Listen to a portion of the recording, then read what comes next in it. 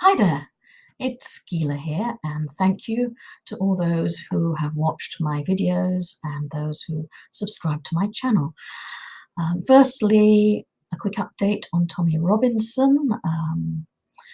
He is, I understand, out of solitary confinement. He's at Only Prison and he has lodged an appeal, and let us hope and pray that firstly he's safe and secondly that he gets out of prison very soon now. I want to talk today a little bit about women and Islam. For obvious reasons, I'm obviously a woman. And I'd like to just say a couple of things before I really do so. Firstly, there is no society where there isn't some form of sexual harassment, abuse, rape. This appalling treatment of women is as old as the hills.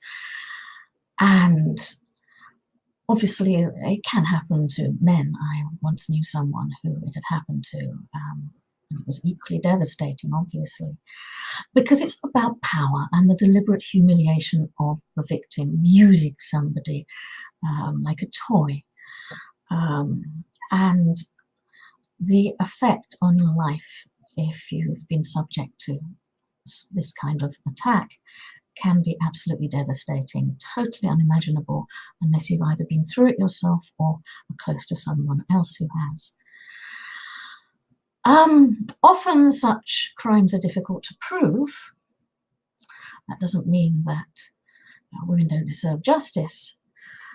Although surely at the end of the day, it is better to risk a guilty person getting away than an innocent person being sent to jail. That's certainly my feeling. Secondly, excuse me, all mainstream religions do have some element of patriarchy, and sometimes there are some questionable aspects. And I am a religious person myself. However, certainly in the case of Christianity and Judaism, nowadays you are completely free to decide for yourself. There's room for interpretation, and the fundamental ethics are based on the whole concept of treating other people as you would want to be treated yourself. In other words, with respect and sensitivity and with equal access to justice. And equal rights doesn't mean we're all the same, of course. I mean, apart from the obvious biological differences between men and women, there are also brain differences. Women generally have the ability to process verbal information on both sides of the brain. With men, it's very much one-sided. Women are usually better at talking about emotions. Of course, there is kind of a sliding scale of masculinity and femininity. Some people feel they don't fit that. Some people feel that although they're women, they feel kind of masculine and vice versa. But generally, most men and women, there are significant differences. And actually, these differences are addressed, for instance, in Jewish law. And so what may outwardly seem to be subjugation of women isn't necessarily so if you look into it. Having said that, Jewish law, for instance, applies only to Jews, and there aren't too many of them, only about 13 or 14 million in the world. And on top of which, and except for actual Jewish status and marital status as a Jew, you are completely free to disregard it if you so choose. Nobody's going to sort of hammer you on the head and say, hey, you ate that cheeseburger. That's up to you. Now, Sharia law is Islamic law. And let's be clear about something. Sharia law is meant to apply to everybody, whether you're Muslim or not. And generally, certainly in Britain, there's been a move to have Sharia courts and so on. And just be aware that, for instance, what happened in Lebanon is that originally there was a majority of Christians and a minority of Muslims. When there became a minority of Christians and a majority of Muslims, there was a civil war. horrific civil war, and it's worth checking out what Brigitte Gabriel, for instance, has to say about what happened there. And there's going to be a move to apply Sharia law to everybody, whether you're Muslim or not. And under Sharia law, you have a distinct advantage if you are a Muslim. For instance, Muslims can get justice. Non-Muslims can't get justice against Muslims because the word of a Muslim is worth more than that of a non-Muslim. If you're a Christian or a Jew, I've already mentioned this in an earlier video, you're subject to various humiliating restrictions. You're required to pay a specific tax. Criticizing Muhammad, denying that he's a prophet, is punishable by death. A Muslim who becomes a non-Muslim is punishable by death. Even a non-Muslim who takes a Muslim away from Islam is punishable by death. A non-Muslim man who marries a Muslim woman is punishable by death, though a Muslim man can marry a non-Muslim woman. And be aware that a woman or girl who has been raped cannot testify in court against her rapists.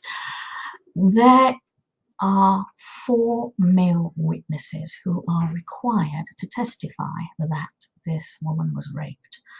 Otherwise, if you're a woman who complains of rape, you can end up being punished for adultery. And this has happened. I understand this has happened to about half the women who've reported rape in Pakistan, for instance. And there's a horrific story you can find on YouTube about an Australian woman. I think her name was Alicia Ghali, and she went to Dubai, which is an Islamic state. She was raped, and she complained about it, and although the men who raped her were sent to prison, so was she, because she had had sex outside marriage. And it really devastated her life. In addition to that, a man can marry up to 4 wives. In fact, Muhammad had rather more than that. He decided he could have more at the same time. And it's very easy for a man to divorce a woman, but it's very, very difficult for a woman to obtain a divorce against a man. As well as that, the husband can have as many sexual partners outside marriage if he agrees to pay a certain amount for a specific amount of time. And essentially it's legalized prostitution.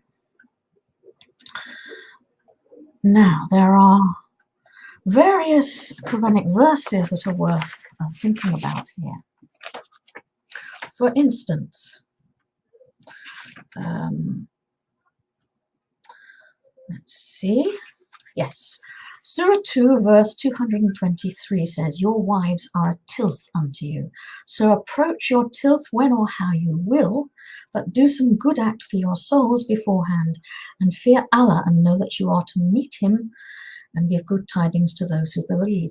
Now, I understand this is in the context of women in Medina, once Muhammad and his followers moved to Medina, who were married to Muslim men and didn't appreciate certain ways of being intimate. And the result of this is Muhammad revealed this verse, which said, you have to be intimate in whatever way your husband wants you to be, and whenever he wants you to be as well. You can't rape a woman if you're married to her in Islam. Then Surah 2, 282. It's a very long verse all about contracts, but in the middle of that, there is something that makes it clear that a woman's testimony is worth half that of a man. It says here, "And get 2 witnesses out of your own men, and if there are not 2 men, then a man and 2 women, such as you choose for witness, so that if one of them errs, the other can remind her." And there is a commentary here in the Hadith Sahih Bukhari. The Prophet said, "Isn't the witness of a woman equal to half of that of a man?" The woman said, "Yes." And he said, This is because of the deficiency of a woman's mind. Now, our minds may be different, but they're certainly not less intelligent, and they're certainly no less worthy of regard. Personally, I'm highly educated. I have a PhD. So I don't really appreciate that, as you might imagine. And then there's another verse. Surah 4, verse 34. Men are the protectors and maintainers of women because Allah has given the one more than the other and because they support them from their means. Therefore, the righteous women are devoutly obedient and guard in the husband's absence what Allah would have them guard. As to these women on whose part you fear disloyalty and ill conduct, admonish them first, next refuse to share their beds, and last beat them. But if they return to obedience, do not seek against them means of annoyance, for Allah is most high and great. Now, I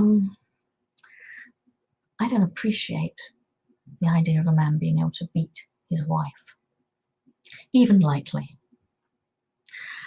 So there are some deeply troubling aspects. And as I say, what you have to remember here, this is Sharia law.